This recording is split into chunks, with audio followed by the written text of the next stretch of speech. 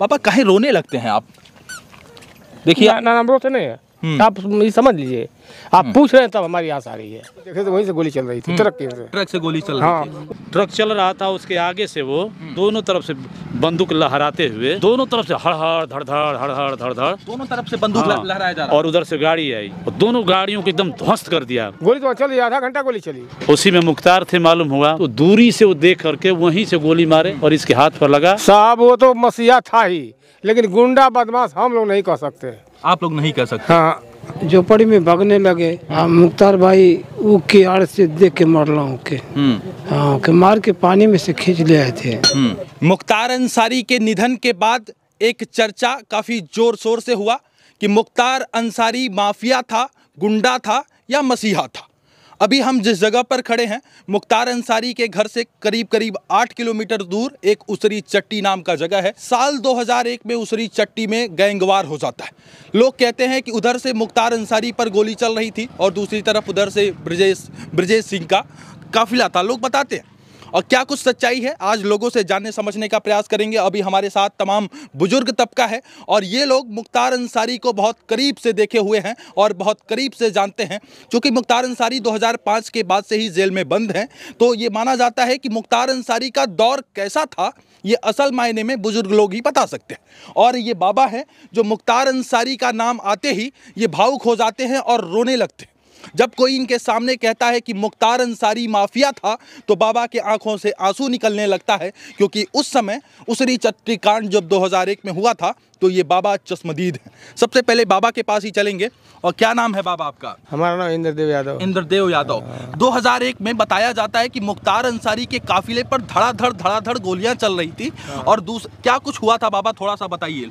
गोलियां चल रही थी साहब, सब तो जुत्थू में घुस गए थे, गुमती में उठू में जहाँ लुकाना था वहाँ लुका गए। आधा घंटा गोली चली। आधा घंटा गोली चली। कौन गोली चला रहा था? कुछ अब हम लोग यहाँ ट्रक वाले की जगह से देखे तो वहीं से गोली चल रही थी, ट्रक से गोली चल रही थी। उधर से गोली, उन्होंने को से हम गोली नहीं देखे। बात बताइए बाबा, इस समय मुख्तार अंसारी के निधन के बाद एक चर्चा काफी जोर शोर से है। मुख्तार अंसारी माफिया था, गुंडा था या मुख्तार अंसारी गरीबों का मसीहा था? साहब वो तो मसीहा था ही, लेकिन गुंडा बदमाश हम लोग नहीं कह सकते। आप लोग नहीं कह सकते? हाँ, अब जो कहेगा वो कहे, लेकिन हम लोग नहीं कह सकते। क्या कुछ हुआ था उसरी चट्टी कांड के बारे में थोड़ा सा बताइए, क्या कुछ हुआ था उस टाइम पे? अरे गोल मतलब ट्रक था, ट्रक तो सुबह से खड़ा था और जब उधर से गाड़ी उनकी आई, वो जा रहे थे मऊ। अब जब आई तो ट्रक धीरे धीरे चलना शुरू हुआ। अच्छा, एक व्यक्ति ट्रक से नीचे उतरा। अच्छा। और फिल्मी एक्टर में ट्रक चल रहा था, उसके आगे से वो उसी तरफ ऐसे करके दोनों तरफ से बंदूक लहराते हुए दोनों तरफ से हड़ धड़ दोनों तरफ से बंदूक लहराया जा रहा और उधर से गाड़ी आई और दोनों गाड़ियों को एकदम ध्वस्त कर दिया। गाड़ी वहीं बने, उनके पंचर सब हो गए। उसी में मुख्तार थे मालूम हुआ, वो भाग करके इधर गए। जब भीड़ जुटी बाद में आई, हुआ कि मुख्तार पर गोली चली है, मुख्तार मारे गए हैं। लेकिन वो बाद में आते हैं, वो ट्रक वाला था, ट्रक वाला एकदम अपने को संतुष्ट हो गया था कि हमने मुख्तार को मार दिया है। अच्छा। अब एकदम फिक्र होकर के चढ़ रहा था उस ऊपर ट्रक पर। और जब उधर चल रहा था तो दूरी से वो देख करके वहीं से गोली मारे और इसके हाथ पर लगा। और उससे जब गिरा तो ट्रक तेज होकर के भागना शुरू किया। अच्छा, लोग कहते हैं कि उसमें ब्रजेश सिंह पर भी गोली लग गई थी, उन्हें बाद में बताया जाता है कि 2 गोली उनके ऊपर भी लगी थी, ऐसा आर्टिकल वगैरह में हम लोग पढ़े हैं। जब ब्रजेश सिंह थे कि कौन थे हम लोग नहीं जानते हैं कि लगा कि नहीं लगा। लेकिन वो सुनने में उस समय आता था कि उनको लगी थी, उस समय बिहार में उनका इलाज चल रहा है, ऐसे लोग कहते थे। हाँ, कि ब्रजेश सिंह को भी गोली लगी थी, वो बिहार में उनका इलाज चल रहा है। अफवाहें होती है ना, तो उसमें क्या था। लेकिन एक आदमी वो गिरा, वो मारा गया यहाँ पर। मुख्तार अंसारी के केस को आप तमाम लोग कैसे देखते हैं, क्योंकि आप लोग बुजुर्ग हैं और आप लोग मुख्तार अंसारी को बहुत करीब से देखे हैं। जब 2-4 बुजुर्ग इकट्ठा होते हैं चट्टी चौराहे पर तो चर्चा बहुत तेज हो जाती है। क्या कुछ देखिए बात यहाँ चर्चा देखिए चल रहा है, कुछ भी है, लेकिन यहाँ जो हिटलर शाही की तरफ चल रहा है, क्योंकि अंग्रेज भी आए थे यहाँ पर, तो ऐसे लोगों को सताते मारते नहीं थे। जेल में था, कानून चलना चाहिए, न उनको दवा के लिए न कुछ करने के लिए। उनको ऐसा मतलब राणा प्रताप के जैसे चेहरा था और सबको प्यार दुलार, लोग देख करके चेहरे के साथ उनके पास डरते थे। लेकिन जब उनके पास कोई बोलता था, प्रेम से बोल करके उनके जा करके उनके गंधे पर हाथ धर देते, सब मालूम होता था कि कितने सीधे साधे लोग हैं। लेकिन मालूम होता था कि दवा नहीं हो रही है, ये नहीं हो रहा है, अरे किसी को हो रहा है, देखिए कानून है, कानून चल रहा है। लेकिन ऐसे ऐसे करके मारे जा रहे हैं, तो क्या साबित हो रहा है? सरकार आओ तो फैसला होगा। फैसले से पहले ही उनको मार दो, ये कर दो, हम बुलडोजर चला रहे हैं, हम ये चला रहे हैं। अच्छा बाबा, क्या आपको नहीं लगता कि समाज में एक बातें बहुत ज़ोर शोर से उठ रहा है कि पहले जो है अतीक अहमद के बाद मुख्तार अंसारी को निपटा दिया गया और मुख्तार अंसारी के बाद अब अगला नंबर आजम खान का है? लोग एकदम कह रहे हैं, भाप रहे हैं कि अब तो आजम खान का नंबर है। अब आजम खान, हाँ आजम खान का नंबर खुद ही लोग कर रहे हैं, एकदम एकदम ये शंका बन चुकी है। यही वो मरे अतीक और उसके अशरफ क्या नाम था, तब लोग कहे कि इसके बाद मुख्तार का नंबर है, हो गया। हाँ कहने लगे एकदम था, अतीक के बाद खुलेआम, हाँ खुलेआम। अब भी कह रहे हैं कि अब उनका नंबर है आजम खान का नंबर है, एकदम कह रहे हैं लोग। बाबा, नहीं आपको लगता कि हमारा देश जो है गंगा जमुना तहजीब को लेकर आगे बढ़ता है? हम हिंदू मुस्लिम भाईचारे की बात करते हैं, हम सब नर करहीं परस्पर प्रीति की बात करते हैं, हम कहते हैं कि सर्वे भवन्तु सुखिनः सर्वे सन्तु निरामया, हम कहते हैं सभी के हित की बात करते हैं। तो आपको नहीं लगता कि अब इस तरीके की यदि अफवाहें उठेंगी तो कहीं ना कहीं ये हिंदू मुस्लिम के बीच एक तनाव उभरेगा? यदि इस तरीके की बातें आएंगी, ऐसा देखिए गृह युद्ध की तरफ जा रहा है भारत, गृह युद्ध की तरफ जा रहा है, निश्चित जा रहा है। आप आएंगे, मेरी सरकार आएगी, वो सब कह रहे हैं मेरी सरकार आएगी तो हम करेंगे, वो करेंगे, तो एक गृह युद्ध बढ़ेगा। सही ये नहीं होना चाहिए, सही बात कह रहे हैं। ये नहीं होना चाहिए। राहुल गांधी का एक ट्वीट आया था कि मतलब हम भी इसका बदला लेंगे, मेरा भी गारंटी है। मैं देखा था टीवी पर, मेरी भी गारंटी है। तो बताइए, हम तो उसी दिन सोचे कि तो गृह युद्ध की तरफ जा रहा है भारत। ऐसा नहीं होना चाहिए। न्यायपालिका पर सबका विश्वास होना चाहिए। न्यायपालिका जिसको दे दे उस पर विश्वास करना चाहिए। तो ये बाबा आप मान रहे हैं कि ये जो जेल में जो कुछ हो रहा है, हाँ, वो कहीं ना कहीं संदेह पैदा कर रहा है? सरकार इससे तो नाकामयाब मालूम हो रही है, तो कहीं ना कहीं ये नाकामयाबी है। तो इस तरह से सुनिए, अगर राष्ट्रपति नीलम संजी रेड्डी जी थे, इंदिरा जी थी, हमको आता उस समय हाई स्कूल में पढ़ रहे थे। अच्छा, जब इमरजेंसी लागू करी इंदिरा जी, तो वही नीलम संजी रेड्डी जी को वही राष्ट्रपति बनाई थी। नीलम संजी रेड्डी थी, इतने विद्वान थे कि उन्होंने कहा कि सुनिए, ऐसे करेंगी तो मैं देश को आपातकाल घोषित करके और इमरजेंसी लागू कर दूंगा, मैं आपातकाल घोषित कर दूंगा। इंदिरा जी डर गई थी। आज का राष्ट्रपति एकदम वैसा बना है, स्टैंप का मोहर बन करके बना है। विपक्ष को कैसे देखते हैं? आपको क्या लगता है कि विपक्ष का ये जो भूमिका, जिस भूमिका में विपक्ष बयानबाजी दे रहा है, ये ठीक बात है? यदि राहुल गांधी कहते हैं कि तुम्हारी सरकार के बाद जितनी जागतियां हो रही हैं, यदि हमारी सरकार आएगी तो तुम्हें छठी का दूध याद दिला देंगे और ये हमारी गारंटी है। नहीं, ये ऐसा नहीं होना चाहिए।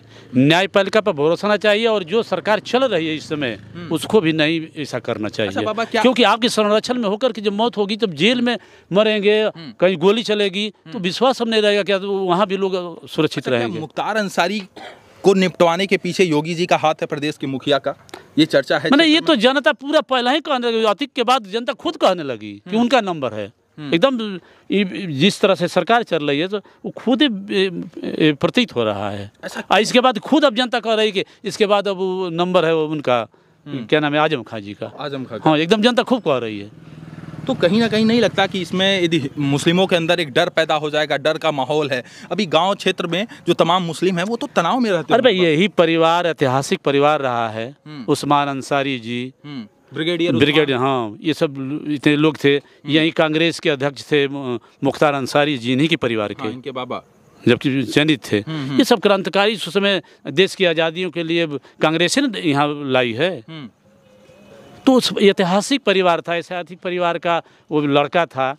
जबकि ये परिवार कभी भी न्याय करता है। मुसलमान भी अगर कोई अन्याय करते हैं, देखिए एक बात बता रहा हूँ, मेरे बाबा गाड़ी हाँकते थे और उस समय गाड़ी से एक वहाँ मतलब एक था, मतलब बकरी जो बकरा बोलते हैं, वो गाड़ी से दब गया। अच्छा, अब वो मुसलमान दौड़े मारने के लिए, वो भाग करके फाटक में आ गए। अच्छा, आपके बाबा? नहीं, बाबा के मतलब वो दोस्त था गरीबान। अच्छा, वो बताते थे, लोग हम सुने। ठीक है। भाग करके आ गया फाटक में, उनके पिताजी सुबहान जी थे। तो भाई ये सब वो भी दौड़ते आए। क्या बात है बता? अरे सर देखिए वो बैलगाड़ी से दब गया है इनका खस्सी और ये मारने के लिए रहे। तो उन्होंने कहा कि दुष्ट कहीं का, गाड़ी में, बैलगाड़ी में ब्रेक होता है और तुम्हारा खस्सी घूमता रहेगा इधर से उधर, मर गया तो मर गया, जाओ अब खस्सी लेके जाओ। ये कौन बोला था? मुख्तार अंसारी? फिर पिताजी बोले थे, मुख्तार अंसारी के पिताजी सुबहान जी। मुख्तार अंसारी का अभी हाल फिलहाल में एक चर्चा और जोर शोर से हुआ ज्ञानवापी मस्जिद के बारे में। कहा जा रहा है कि मुख्तार अंसारी ज्ञानवापी मस्जिद में फंडिंग कर रहे थे। लोग कह रहे हैं कि फंडिंग कर रहे थे, अब तो ज्ञानवापी केस में फंडिंग पूरी तरीके से रुक गया। क्या मानते हैं आप लोग, क्षेत्र के लोग? इसको हम लोग नहीं जानते हैं कि मतलब फंडिंग चलता अच्छा नहीं कुछ चलता। अगर जो दबंग किसी का आदमी होता है तो हर किसी को दबाता है, कहें कि उसकी एक प्रवृत्ति हो जाती है। मुख्तार अंसारी दबंग नहीं थे, आपको नहीं? अरे भाई ऐसा नहीं था। सुनिए, जैसे आपको मारने आए, इन पर गोली चली, मारा गया। कहीं भी गोली किसी से चलती है, मारा गया। तो यानी अब जो प्रभावी हो गया वो गुंडा राज कह रहा है। आप कह रहे हैं कि कृत्य प्रतिकृतम कुर्यात हो रहा था उस टाइम, हिंसने प्रति हिंसनम, यानी टिट फॉर टैट, यानी जैसे को तैसा दिमाकुल जब मतलब सठे साष्टम समाचरित, दुष्ट के साथ दुष्टता का व्यवहार करो। वो लोग करते थे, अपनी लड़ाई थी, लड़ते थे, करते थे, ठीक है की बात थी, क्या थी, करते थे। तो जो भारी हो गया तो गुंडा हो गया, जो मारा गया वो सीधा था। अरे काहे को बीच में आते हो? इस जनता के ऊपर गोलियां नहीं चलती है, तुम्हारे ऊपर गोलियां चलती हैं। एक आरोप और योगी जी के ऊपर लगा। लोगों ने कहा कि उनके बेटे को नहीं जमानत मिली, पैरोल नहीं मिल पाया। इसमें सरासर कहीं ना कहीं मुखिया योगी आदित्यनाथ का हाथ है। क्या मानते हैं आप लोग? ये तो एकदम है, ये तो है। सुनिए, क्योंकि जो हाई कोर्ट होता है वो सरकार के अधीन होता है, सरकार जो कहती है वही करता है। टाइम नहीं था, सुप्रीम कोर्ट है नहीं, यहाँ का जो सुपर जज होता है वही सुप्रीम कोर्ट में चला जाता है। तो हाई कोर्ट में किसी ये बहस एक दिन हो रही थी, हम विद्यालय में अध्यापक हैं, बहस हो रही थी। अच्छा, कि दे देना चाहिए, क्योंकि मानवता के आधार पर दे देना चाहिए था। मानवता के आधार पर लिस्ट नहीं हो पाया। एमपी एमएलए कोर्ट में भी गया, उनका तो हाई कोर्ट में नहीं था, उनका तो मामला एमपी एमएलए कोर्ट में भी था। कहीं भी है तो मानवता के आधार पर दे देना चाहिए ना, मानवता के आधार पर दे देना चाहिए। तो यानी आप लोग एक क्षेत्र में मानते हैं कि यदि मुख्तार अंसारी का बेटा नहीं आ पाया तो कहीं ना कहीं ये जागती हुई है? ना ये तो सभी लोग कहने लगे कि ये तो है गलत बात। कहीं भी नहीं, यही थे, जेल में थे यही कृष्णानंद राय को मतलब लेकर के। कृष्णानंद राय की में क्या थे, कृष्णानंद की हत्या तो जेल में थे तभी हो गई। क्षेत्र के लोग, कृष्णानंद राय की बात आप कर दिए, तो उस टाइम पे काफ़ी चर्चा हुई मुख्तार अंसारी से, मतलब एक माना गया, उनको एक फैक्टर रखा गया। तो अभी आतिशबाजी हो रही थी, पटाखा हो रहा था, क्या कहेंगे आप उस पूरे घटना को देखने के बाद कि एक पक्ष जहां गरीबों का मसीहा बताया, दूसरा पक्ष खुशी मना रहा है, इनके मातम में खुशियां मना रहा है? कैसे देख रहे हैं? एक देखिए, जो इनको दुश्मन की तरफ से, दुश्मन की मतलब निगाह से देखता था तो उसको तो खुशियाँ होगी, लेकिन जिसकी भलाई करते थे उसके लिए तो मसीहा है ये। तो क्षेत्र के लोगों का आज भी आंख नम हो जाता है। तो अब वहाँ की जनता भी बता दी, उनके जब जनाजा उठा तो वहाँ की जनता और मीडिया भी समझ गया होगा कि हम ये क्या थे। काफ़ी भीड़ थी, भारी भीड़ के समझिए कि इतने दूर पर उनका जनाजा, मतलब उनकी लाशें थी, लेकिन लोग यहाँ से वहाँ तक जाना नहीं, मैंने जा नहीं सकते थे। सरसों भी डालने का जगह नहीं था, एकदम ठेठ भाषा में आपस में भीड़ झोड़ी झक्का धुक्की हो रही थी। अच्छा, क्या आपको लगता है कि ये आने वाले लोकसभा चुनाव में एक अहम फैक्टर काम करेगा और सिंपैथी एक काम करेगी और कहीं ना कहीं अफजाल अंसारी यहाँ से विजयी हो जाएंगे? तो चुनाव उनका क्लियर हो गया है, चुनाव क्लियर है। समझिए कि इसका एकदम उनको बहुत बड़ा बेनिफिट मिलने जा रहा है ना, यानी कि सहानुभूति का जो बहुत बड़ा एक पक्ष काम करेगा और यहाँ से अफजाल अंसारी पूरी तरीके से ना। लोग कुछ मतलब ऐसे थे कि मतलब नहीं, लेकिन जो ये हुआ ना, इसको लोग कहे कि बहुत बड़ा गलती काम हुआ है, गलत हुआ है, गलत। बाबा, उसरी चट्टी कांड क्या हुआ था, क्या सच्चाई है उस मामले में? अरे वो भाई 11 बजे से गोली चले लगी, झिमिर बुनी चढ़ता था। अच्छा, सब अपने अपने झोपड़ी में भागने लगे। मुख्तार भाई वो की आड़ से देख के मरला हूँ के, हाँ, के मार के पानी में से खींच ले आए थे। हाँ, एक गोली यहाँ पर लगा, एक गोली यहाँ पर लगा था। अच्छा, हाँ। अच्छा, बताया जाता है कि ब्रजेश सिंह को भी उसमें गोली लग गया था, ब्रजेश सिंह भी घायल हो गए थे, क्या सच्चाई? जी हाँ, सच्चाई ना भैया। अच्छा, ब्रजेश सिंह दूसर के उम्र आ गए, अब जानना सो कि मुख्तार के मारते हैं नहीं। अब मुख्तार भाई पाछे हो गए ना, अब गोली चला के दूसरा के मारते हैं कि ब्रजेश के मारते हैं ना, कि के मारते हैं ना। अभी लग गई, गिर गई ना, मुँह गई ना, वो कह बाद भैया काम समाप्त हो गई। फिर बादल बुनी पर लगल है, नहीं तो वो समय ढेर आदमी घायल बैला था। हाँ। अच्छा बाबा, लोग बताते हैं मुख्तार अंसारी का नाम आज भी निधन के बाद भी एक चर्चा बहुत जोर शोर से हो रहा है कि मुख्तार अंसारी, कुछ लोग उसे माफिया बता रहे हैं, कुछ लोग मसीहा बता रहे हैं। कोई का उत्साह उठू ना रहना, गरीबन का चाहे अहिर बिरादरी का, कोई का उठू ना रहना, सबकर भैया उठू रहना, मसीहा रहना भैया। हाँ, सबका मसीहा रहना भैया, कोई का ना गरीबन का कोई का सतावत ना रहना। और न बड़ियार उनका दुश्मन जब हो तो ओके तो सतैबे न करी। हाँ हाँ, तो दुश्मनों को छोड़ते नहीं थे। हाँ, दुश्मनों का निशाना बनाते थे और जो अपने क्षेत्र के लोग थे उनके साथ मित्रवत व्यवहार करते थे। जी बस वो तो नहीं करता। हमन के तो उतने देखले बन जब बुन्नी में बरखा में वो भले नहीं तो जी कितना आदमी मारा गया था। कैसा दबदबा था 2000 के टाइम पे मुख्तार अंसारी साहब? एक आदमी का पैसा गिर गए और साहब लोग उठा ले नहीं जा, आपे लोग का साहब लोग उठा ले नहीं जा ना। फिर भैया बोला ना कि उसको पैसा दे दो तो तब ले जाके घरे चौपौना जा। बुजुर्ग लोग क्या कुछ सोच रहे थे और ये बुजुर्ग तबका क्या कुछ सोचता है, क्योंकि 2005 के बाद जो आज का युवा पीढ़ी है वो शायद नहीं जानता है कि मुख्तार अंसारी क्या था, मुख्तार अंसारी कौन था, मुख्तार अंसारी का दबदबा कैसा था, मुख्तार अंसारी माफिया था या मुख्तार अंसारी गरीबों का मसीहा था, ये आज है। लेकिन उस समय का पीढ़ी ज़रूर जानता है। ये बाबा वही बाबा हैं कि जो भावुक हो जाते हैं मुख्तार अंसारी का नाम लेने के बाद। बाबा काहे रोने लगते हैं आप?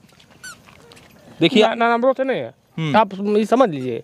आप पूछ रहे हैं तब हमारी आस आ रही है, पूछने पे याद आने लगती है। हाँ। और उसरी चट्टी कांड की चर्चा इन दिनों सोशल मीडिया और मीडिया में काफ़ी तेज है और गांव के लोग, क्षेत्र के लोग क्या कुछ सोचते हैं ये आज मैं आपको दिखा रहा था। बहरहाल आपको क्या कुछ लगता है, अपनी सुझाव अपनी प्रतिक्रिया हमें ज़रूर दें। बहुत बहुत धन्यवाद इस वीडियो से जुड़ने के लिए। सादर आभार आप सभी।